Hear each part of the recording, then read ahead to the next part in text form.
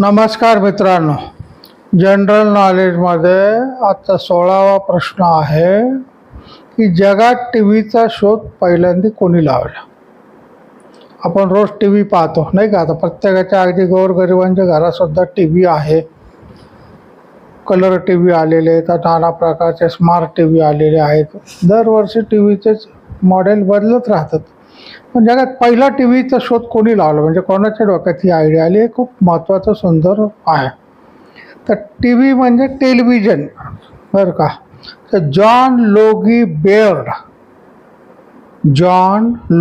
बेर्ड आणि फिलो टेलर फर्न्सवर्थ या दोघांनी हा शोध लावलेला आहे.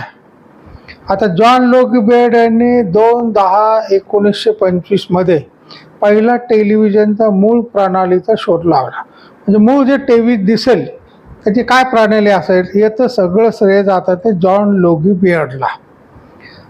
पुढं मग 1927 मध्ये फिलो टेलर फर्न्सवर्थ यांनी त्याच्यामध्ये सुधारणा केल्या आणि परिपूर्ण इलेक्ट्रॉनिक टेलिव्हिजन प्रणाली शोधली.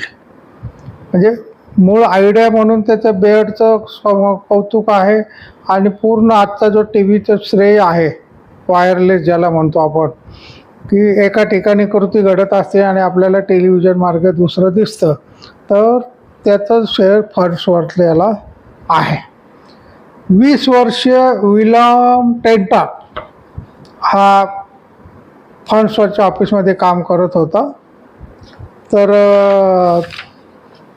त्या वर्करला त्या फर्न्सवर्थने प्रथम कॅमेऱ्यासमोर उभं केलं. म्हणजे जगामध्ये टी व्हीवर दिसणारा पहिला माणूस तो त्याचा कर्मचारी होता. त्याचं भाग्य असते नाही का की टी व्हीवर पहिला दिसणारा माणूस तो होता. टेलिफंकन या जर्मन कंपनीने प्रथम मोठ्या प्रमाणात टी व्हीचे उत्पादन सुरू केलं. ते साल होतं 1934. भारतामध्ये पण दूरदर्शनची सुरुवात झाली ती 15/9/1959 रोजी डॉक्टर राजेंद्र प्रसाद यांनी त्यांचं उद्घाटन केलं.